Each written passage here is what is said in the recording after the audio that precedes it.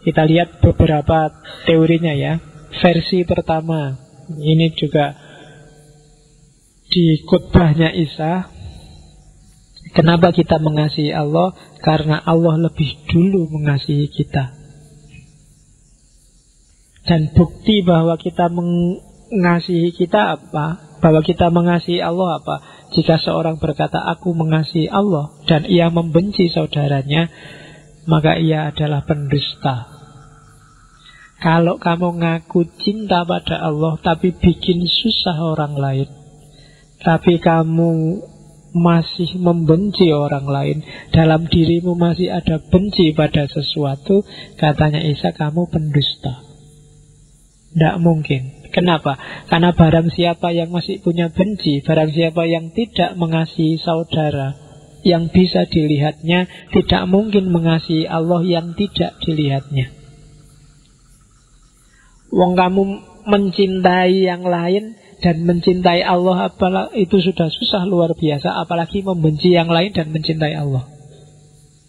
Karena Allah lebih susah untuk dicintai, karena tidak kelihatan. Kalau terhadap yang kelihatan aja kamu tidak bisa jatuh cinta, apalagi terhadap yang tidak kelihatan. Kalau sama orang lain kamu masih suka ngamuk, suka mencela, suka mencaci, mengkafirkan, menyesatkan, memurtadkan, berarti ada kebencian dalam dirimu. Pasti relasimu sama Allah bukan cinta. Itu penjelasannya bisa panjang, tapi cukup kamu ingat, semakin banyak kebencian dalam dirimu, sebenarnya semakin jauh kamu dari Allah dan dari cintanya. Itu teori yang pertama. Jadi patokan pertama, sejauh apa cinta dan kasihmu pada Allah, itu bisa diukur dari sejauh mana masih ada kebencian dalam batinmu terhadap apa saja. Jadi itu rumus pertama. Rumus kedua, ini kayak pelajaran filsafat cinta tapi dari tradisi Kristen. Tidak apa-apa, nanti next time kita cari tradisi yang lain. Mungkin nanti ada sesi filsafat cinta, atau setelah filsafat cinta selesai kita tambah lagi satu sesi filsafat seks. Ada, saya kemarin baru dapat buku Philosophy of Pornography. Bukunya tebal sekian. Tidak ada gambarnya, kamu mesti nggak suka. Ya, bayanganmu kan kalau filosofi pornografi terus ono gambari, kamu kan ngincer gambari, tidak ada. Ya, yang ada gambarnya dijual terpisah. Oke. Yo, harganya beda. Oke. Teori kedua, kamu telah mendengar firman mata ganti mata dan gigi ganti gigi. Tetapi aku berkata padamu, janganlah kamu melawan orang yang berbuat jahat kepadamu. Ini yang paling terkenal. Melainkan siapapun yang menampar pipi kananmu, berilah juga kepadanya pipi kirimu. Dan kepada orang yang hendak mengadukan engkau karena mengingini bajumu, serahkanlah juga jubahmu. Dan siapapun yang memaksa engkau berjalan sejauh 1 mil, berjalanlah bersama dia sejauh 2 mil. Berilah kepada orang yang meminta kepadamu, dan janganlah menolak orang yang mau meminjam daripadamu. Ini teori, kalau kamu baca literal seolah-olah konyol, tapi padahal tidak. Jadi ini sebenarnya sebuah metafor yang luar biasa. Maknanya yang pertama adalah jangan menyimpan dendam dan balas dendam dalam batinmu. Karena begitu ada dendam, di situ pasti ada kebencian. Begitu ada kebencian, kamu kehilangan cinta dan kasih. Jangan salah, kalau kamu baca kisah-kisahnya Nabi Muhammad pun banyak sebenarnya yang ditampar pipi kiri, dikasih pipi kanan. Nabi tiap hari lewat di rumahnya orang yang tiap subuh lewat Nabi diludahi. Itu kan luar biasa. Kalau mata balas mata, gigi balas gigi, harusnya Nabi Muhammad datang ke rumahnya, tak balas genti cuh gitu. Tapi kan enggak. Nabi sabar, diludahi ya diusap, nanti di masjid wudu dibersihkan lagi. Terus sampai satu ketika tidak ada yang ngeludahi. Nabi berhenti, kaget. Loh kok tidak diludahi? Ini langganannya kemana biasanya ngeludahi? Ya kan? Loh malah nunggu, itu kan ditampar pipi kiri, kasihkan pipi kanan. Tapi terus ditanya, kemana sih si fulan yang biasa ngeludahi saya? Oh sekarang sakit Nabi. Dan Nabi orang pertama yang menjenguk. Oh itu kan pipi kanan ditampar dikasih pipi kiri. Dan dengan gaya inilah Islam sukses. Dengan gaya itulah dulu Isa sukses. Kalau selalu mata ganti mata, gigi ganti gigi, dunia ini rusak. Kenapa Imam Samudra ngebom? Itu mata ganti mata, gigi jadi ganti gigi. Dia melihat penderitaan di Palestina, bagaimana orang-orang Palestina dibantai, sebagai gantinya sekarang orang bule, sekarang tak bunuhin semua. Itu mata ganti mata, gigi ganti gigi. Kalau peradaban manusia dibangun dengan basis ini, ya dunia rusak. Tidak naik kelas kita. Sebenarnya adil itu memang boleh. Kamu dicolok matamu, kamu balas nyolok matanya, itu sah imbas. Tapi nilainya 0. Kalau sepak bola seri, tidak ada yang menang, tidak ada yang kalah. Kalau seri, derajatmu sama dengan derajatnya yang tadi nyolok.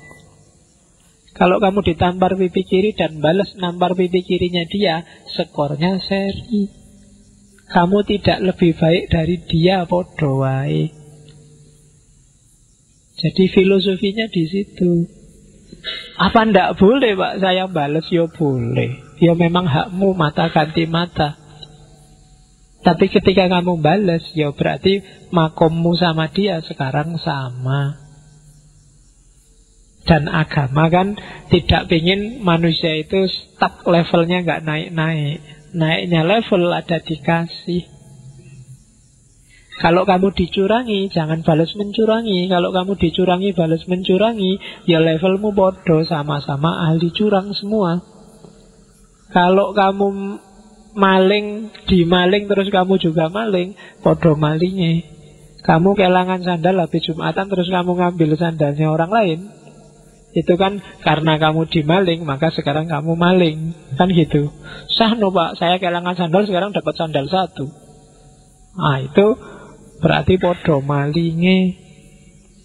Ya kan, harusnya kalau kamu kehilangan sandal satu, sandal yang satunya lagi kamu buang.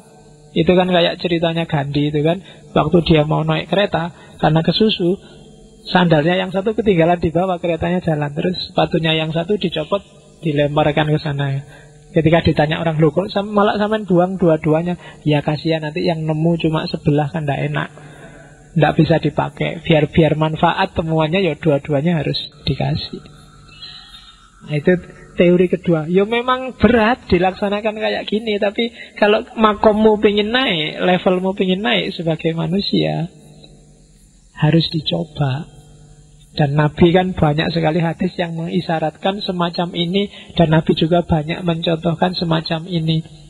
Kalau mata balas mata, gigi balas gigi, begitu Fathul Mekah, yang dibunuh pertama adalah Abu Sufyan. Tapi kan enggak, Nabi malah bilang, barang siapa berlindung di rumahnya Abu Sufyan, dia termasuk yang selamat, terlindungi. Oh itu ditampar pipi kiri, dibalas dikasih pipi kanan.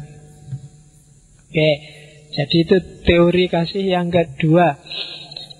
Teori kasih yang ketiga, kamu telah mendengar firman, kasihilah sesamamu manusia dan bencilah musuhmu. Tetapi aku berkata padamu, kasihilah musuhmu dan berdoalah bagi mereka yang menganiaya kamu. Karena dengan demikian kamu mengikuti Tuhanmu yang menerbitkan matahari bagi orang jahat dan orang baik, dan menurunkan hujan bagi orang yang benar dan orang yang tidak benar. Apabila kamu mengasihi orang yang mengasihi kamu, apakah terus upahmu, pahalamu apa? Bukankah pemungut cukai juga berbuat demikian? Apabila kamu hanya memberi salam pada saudara-saudaramu saja, apakah lebihnya dari perbuatan orang lain? Bukankah orang yang tidak mengenal Allah pun berbuat demikian? Jadi kalau kamu hanya sayang pada orang yang sayang padamu, bedanya apa kamu dengan orang lain? Bedanya apa dengan tukang pajak? Bedanya apa dengan orang dagang? Jadi kasihilah semua orang, zaliman au mazluman, dia yang mendukungmu atau menyusahkanmu. Bagi orang yang mendukungmu, berterima kasihlah. Bagi orang yang menyusahkanmu, kasihilah dan berdoalah, biar mereka jadi beres. Kayak Nabi Muhammad waktu dilempari, waktu di Taif, Jibril aja sampai tersinggung, sampai datang ke Nabi. Nabi, kalau mau tak balik sekarang tanah Taif, orang yang di atas bumi semua akan ada di bawah bumi detik ini juga. Itu kalau kalian kan mesti sip itu, tambah lagi iya kan? Diajar aja satu-satu, itu. Cuma kan karena Nabi kan tidak begitu. Jadi pokoknya sikat aja. Nggak. Jadi dikasih semua. Kalau belum sadar ya didoakan biar sadar. Kalau kamu diserbu dan kamu nyerbu mereka, podo wae. Kalau kamu dikecewakan dan kamu balas mengecewakan mereka, sama saja. Levelmu sama saja. Makanya kalau kamu hanya menyukai dan mengasihi orang yang mengasihi kamu, terus upahmu apa? Pahalamu di mana? Tidak ada. Wong memang orang itu berbuat baik padamu dan kamu berbuat baik padanya. Nggak ada kelebihan apapun. Kelebihan itu orang yang tidak suka padamu berbuat jahat padamu dan kamu tetap berbuat baik padanya. Baru disebut kamu lebih utama dari dia. Kamu punya pahala lebih dari dia, itu baru kamu lebih. Tapi kalau hanya balas-membalas selevel, ya kamu tidak beda sama mereka. Oke. Teori yang keempat. Jangan kamu menghakimi supaya kamu tidak dihakimi. Karena dengan penghakiman yang kamu pakai untuk menghakimi, kamu akan dihakimi. Dan ukuran yang kamu pakai untuk mengukur akan diukurkan padamu. Mengapa engkau melihat duri di mata saudaramu, sedangkan balok di dalam matamu tidak engkau ketahui? Bagaimana engkau dapat berkata kepada saudaramu, biarlah aku mengeluarkan duri itu dari matamu, padahal ada balok dalam matamu? Hai orang munafik, keluarkanlah dahulu balok dari matamu, maka engkau akan melihat dengan jelas untuk bisa mengeluarkan duri dari mata saudaramu. Bisa dipahami ya. Jangan sok menghakimi, menyalah-nyalahkan orang, mensesat-sesatkan orang. Kan sekarang banyak mengkafir-kafirkan orang, memurtad-murtadkan orang. Karena mungkin besok dengan standar yang sama kamu akan dibalas, dikafirkan, disesatkan, dimurtadkan. Dengan teori yang sama, dengan ukuran yang sama yang kamu pakai untuk tadi ngukur orang lain. Ya entah ukuran itu apa, sekarang banyak contohnya. Kebanyakan kita tidak sadar salah kita, lebih melihat salahnya orang lain. Kamu tidak sadar matamu ketutup balok, kamu ribut kalau di mata temanmu ada duri. Buang dulu balokmu, baru kamu ribut dengan durinya. Jadi ini kasih yang keempat. Makanya ada cerita suatu ketika Isa melihat seorang perempuan dirajam. Mungkin pernah dengar ya. Ketika baru mulai dirajam, Isa datang, ini ada apa kok ada perempuan dilempari batu? Dia salah, dia berzina. Oh, dia dilempari karena salah toh. Iya, kalau begitu yang boleh ngelempar adalah yang tidak pernah punya salah. Akhirnya rasido. Karena setiap orang merasa, oh iya ya, aku ngelempar-ngelempar itu emangnya aku tidak punya salah, emangnya aku tidak punya dosa. Kalau aku punya dosa, punya salah juga, harusnya juga tidak cuma ngelempar, aku juga harusnya juga dilempari. Nah, itu teori keempat. Teori kelima, jangan membalas kejahatan dengan kejahatan. Lakukanlah apa yang baik bagi semua orang. Sedapat-dapatnya, kalau hal itu bergantung padamu, hiduplah dalam perdamaian dengan semua orang. Saudara-saudaraku yang terkasih, kayak aku sing ceramah ya, kayak Nabi Isa ini. Saudara-saudara, janganlah menuntut pembalasan, tapi berilah hak Allah akan murkanya. Sebab ada tertulis pembalasan, ini katanya Allah, pembalasan itu adalah hakku. Akulah yang akan menuntut pembalasan. Sekarang kan banyak orang kayak Allah, menghakimi, membalas, menyiksa dengan alasan tertentu. Kalau katanya Isa, jangan salah, itu haknya Allah. Kamu merampas haknya manusia aja dosanya besar, apalagi merampas haknya Allah. Jangan dirampaslah haknya Allah itu. Allah bilang pembalasan itu hakku. Aku yang akan nuntut pembalasan, kamu tidak usah ikut. Manusia itu objek, bukan subjek kalau dalam urusan pembalasan amal perbuatan. Nah, itu yang kedua. Oleh karena itu, apa sih yang harus kita lakukan? Kita jadi manusia saja yang baik. Kayak gimana manusia yang baik? Jika ketemu, jika musuhmu lapar, berilah dia makan. Jika ia haus, berilah dia minum. Dengan berbuat demikian, kamu menumpukkan bara api di atas kepalanya. Selama dia masih manusia, kalau kamu berbuat baik padanya, meskipun dia musuhmu, lama-lama itu perbuatan baikmu itu kalau kayak menumpuk bara di kepalanya. Jadi jangan kalah terhadap kejahatan, tapi kalahkanlah kejahatan dengan kebaikan. Nah, itu teorinya Isa. Karena memang orangnya lembut, tidak suka kekerasan. Yang terakhir, yang tentang kasih, masih 10 menit. Sebenarnya masih banyak, nanti kalian baca sendiri di slide-nya.